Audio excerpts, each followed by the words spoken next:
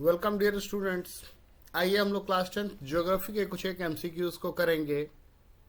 हमारा पहला क्वेश्चन है, what is our mineral intake of our total intake of nutrients. हम लोग जो खाना खाते हैं उसमें मिनरल्स हम लोग कितना परसेंट लेते हैं। तो आपको मालूम है कि कार्बोहाइड्रेट है, विटामिन है, प्रोटीन है, फैट्स है और उसका मिनरल्स आते हैं। तो मिनरल का रिक्वायरमेंट बहुत कम होता है और ये परसेंटेज वाइज में अगर बात करें तो 0.3%, option B. In which of the following issues related to minerals are geologist interested in. बोलता है कि जियोलॉजिस्ट जो है वो मिनरल से रिगार्डिंग किस टाइप के इश्यूज में उनका इंटरेस्ट होता है, ध्यान होता है। तो जो जियोलॉजिस्ट होते हैं उनका इसमें ध्यान होता है कि ये मिनरल्स जो हैं वो बने हैं कैसे, फॉर्मेशन ऑफ मिनरल्स में, और क्या कोई ऐसा तरीका है कि हम उसको फिर से बना सकते हैं या उस बनने के प्रोसेस को तेज किया जा सकता है। क्वेश्चन 3 है, which of the following is A ferrous mineral. Ferrous मतलब जो आयरन या आयरन के जैसा प्रॉपर्टी हो, जिसमें कि निकेल और कोबाल्ट आता है। तो यहाँ पर जो ऑप्शंस दिए हैं उसमें हमारा आंसर हो जाएगा option C, iron ore. Question 4, which of the following is a non ferrous mineral. इसमें से नॉन फेरस मिनरल पूछ रहा है आपसे। तो नॉन फेरस मिनरल जो है वो है बॉक्साइट। बॉक्साइट जो है ये एल्यूमिनियम का ओर होता है, इससे हम एल्यूमिनियम निकालते हैं।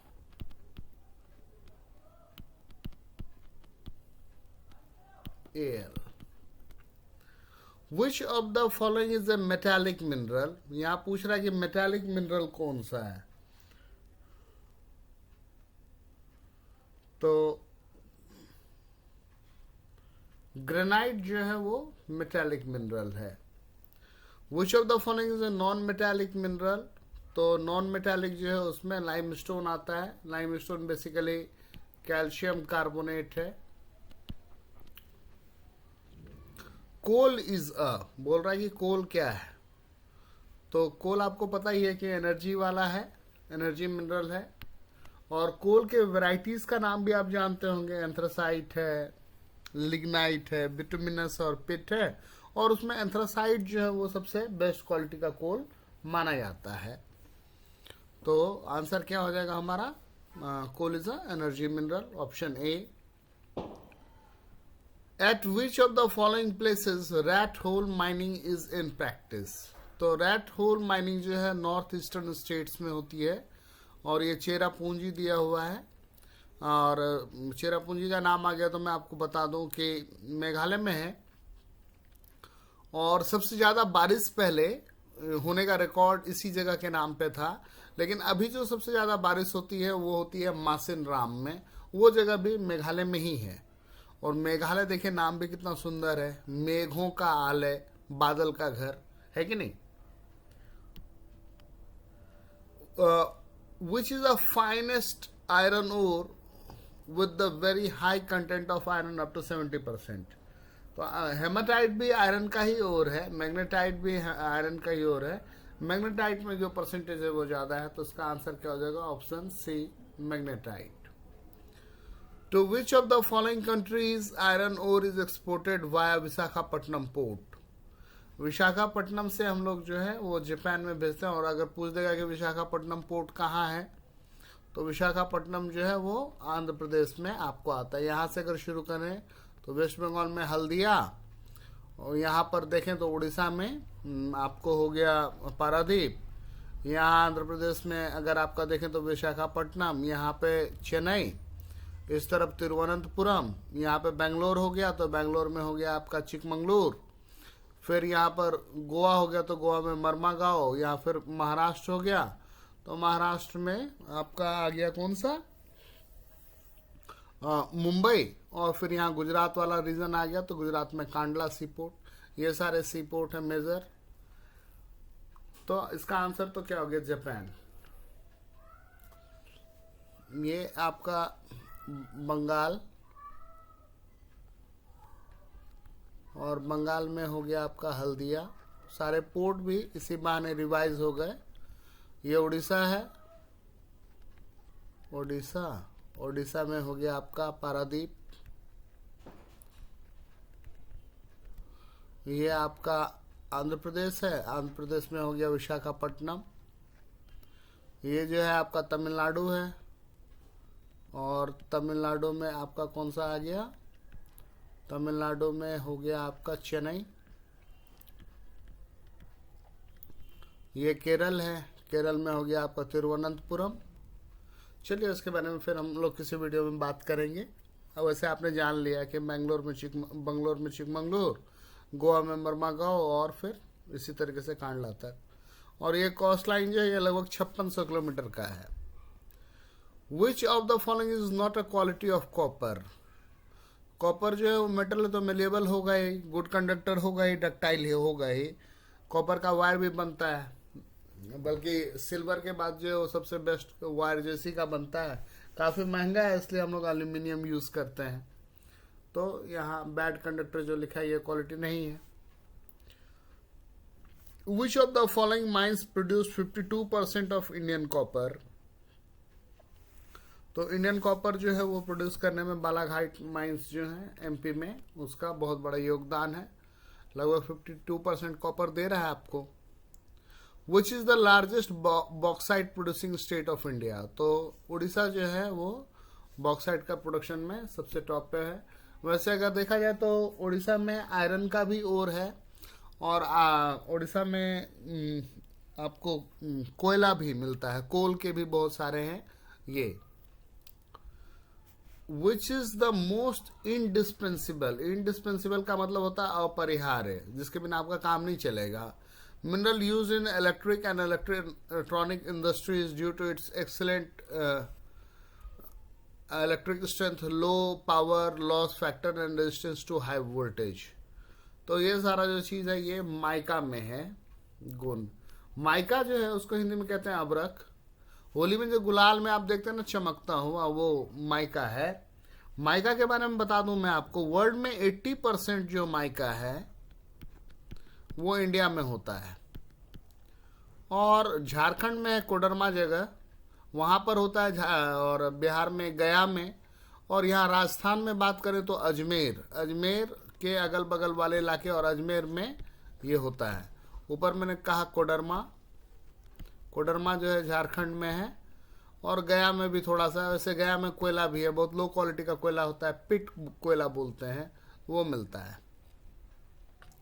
विच of the following is conventional source of energy. Conventional source जो है वो ऐसे सोर्सेज हैं जो हम लोग लगातार यूज करते आ रहे हैं, तो उसका आंसर क्या होगा, coal. Which of the following energy resources is non conventional. Non conventional जो अभी नया है, नॉन कन्वेंशनल जो है वो कम पॉल्यूशन जनरेट करता है, और नॉन कन्वेंशनल के साथ ये भी है एक फीचर कि वो रिन्यूएबल है और इनएग्जॉस्टिबल है। यहाँ पर कन्वेंशनल के साथ ही अगर नॉन कन्वेंशनल वर्ड यूज कर लें, और नॉन कन्वेंशनल का आपसे फीचर पूछे कि भाई नॉन कन्वेंशनल के फीचर्स बताओ, तो क्या होगा, रिन्यूएबल है, पॉल्यूशन कम जनरेट करता है, पॉल्यूशन फ्री है। पॉल्यूशन फ्री अगर है तो भाई इन्वायरमेंट फ्रेंडली होगा, है ना। क्या होगा, इन्वायरमेंट फ्रेंडली होगा, इन्वायरमेंट फ्रेंडली।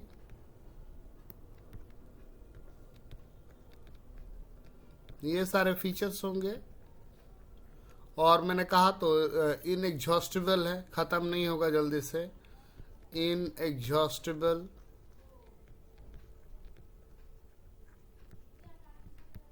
ये सारे फीचर हैं। यहाँ जियोथर्मल है, उसके अलावा और अगर एग्जाम्पल पूछ दिया आपसे तो जियोथर्मल तो पहला हो गया, फिर टाइडल है, सोलर है। ये सारे जो है नॉन कन्वेंशनल हैं। फिलहाल तो कन्वेंशनल की बात हो रही है, तो कन्वेंशनल में जियोथर्मल जो है, नॉन कन्वेंशनल की बात हो रही है तो नॉन कन्वेंशनल में जियोथर्मल आ जाता है।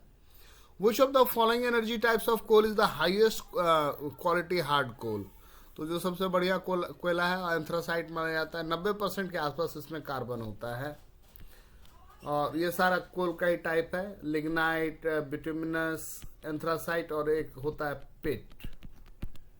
अपने इंडिया में जो है कोयला जो है वो बिहार, झारखंड में धनबाद, गया, झरिया, ये सारा जो रीजन है, उसके अलावा उड़ीसा में, ठीक है, यहाँ पे मिलता है कोयला। कुछ माइंस जो हैं वो साउथ में भी हैं। Which is the oldest oil producing state of India? तो ओल्डेस्ट जो है वो असम है। असम में निकालते हैं और वहां से वो उसको पाइपलाइन के थ्रू बरौनी भेजते हैं। बरौनी में रिफाइनरी है, वहां पर साफ होता है ऑयल। उसका तो फ्रैक्शनल डिस्टिलेशन करना पड़ता है ना। The consumption of which of the following conventional source of energy is considered as an index of development?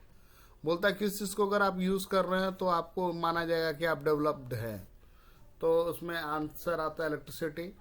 Coal, petroleum और नेचुरल गैस, ये है एनर्जी के सोर्स, लेकिन ये सारे खत्म हो जाएंगे और पॉल्यूशन जनरेट करते हैं। तो जो प्रेजेंट ट्रेंड है वो क्या है कि जो नया टाइप का सोर्स है उसको ढूंढा जाए, उसको एक्सप्लोर किया जाए। In which state is the Kalpakkam nuclear power plant located? तो कलपक्कम जो है तमिलनाडु में है। अब जब न्यूक्लियर पावर प्लांट की बात हो ही गई है तो एक बार सारे न्यूक्लियर पावर प्लांट को हम दोहरा लेते हैं। तारापुर है, तारापुर आपका महाराष्ट्र में है, महाराष्ट्र। यहाँ नरोड़ा है, नरोड़ा जो है वो आपका यूपी में है। कैगा, कैगा जो है वो कर्नाटक में है। और उसके अलावा और कौन सा है? रावत भाटा है। रावत भाटा जो है राजस्थान में है। रावत भाटा जो है वो राजस्थान में है। 1 2 3 4 5 और कलपक्कम का हो ही गया तमिलनाडु में। Where is the largest solar plant is located in India? तो ये जो है लार्जेस्ट सोलर प्लांट जो है वो मधापुर में लोकेटेड है, राजस्थान में होगा। How is India ranked in wind power in the world? तो विंड के मामले में अगर बोला जाए तो विंड सुपर पावर है। खुला जगह चाहिए, तो अपना जो डेजर्ट इलाका है वहाँ खुला है, हवा की स्पीड भी अच्छी रहती है। 16 किलोमीटर पर आवर के आसपास जब हवा का स्पीड होगा ना, तो जो विंड मिल वाला टरबाइन है वो घूमता है, तब बिजली चलेगा। तो उसके लिए खुला इलाका चाहिए। तो डेजर्ट वाला इलाका या पहाड़ की चोटी पे, तो पहाड़ की चोटी पे ले जाकर के बनाना जो है वो बहुत मतलब आसान नहीं है, खर्च भी बहुत ज़्यादा है। तो इसलिए डेजर्ट वाला इलाका जो है वहाँ पर हम लोग इसको लगाते हैं। In which of the following places provides ideal condition for utilising tidal energy? अब टाइडल एनर्जी कहाँ यूज करोगे भाई? समुंदर के किनारे यूज कर सकते हैं। तो यहाँ जितना एग्जाम्पल दिया है उसमें गल्फ ऑफ कच्छ, ये गुजरात वाला इलाका है, रन ऑफ कच्छ का इलाका। At which of the following places an experimental project for geothermal has been set up? बोलता है कि कहां पर जियोथर्मल के लिए प्रोजेक्ट बनाया गया? तो मणिकरण में। बेसिकली क्या होता है, जमीन के अंदर गर्मी है तो दो तरह ऐसे पाइप डालते हैं यू शेप में। इधर से ठंडा पानी डालेंगे एक तरफ से, और वो गर्मी से क्या होगा, वेपर बन करके निकलेगा, उस वेपर को फिर आप यूज कीजिए। ये थीम रहता है। In which of the following states largest wind farm cluster is located? तो विंड फार्म क्लस्टर जो है तमिलनाडु।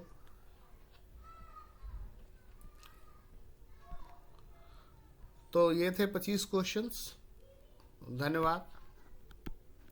देखिए अब तो पेपर आने वाले हैं और बहुत जगहों पे प्री बोर्ड्स चल रहे होंगे, तो बच्चों को बहुत मेहनत करना चाहिए और तभी बढ़िया होगा। चलिए, ऑल द बेस्ट।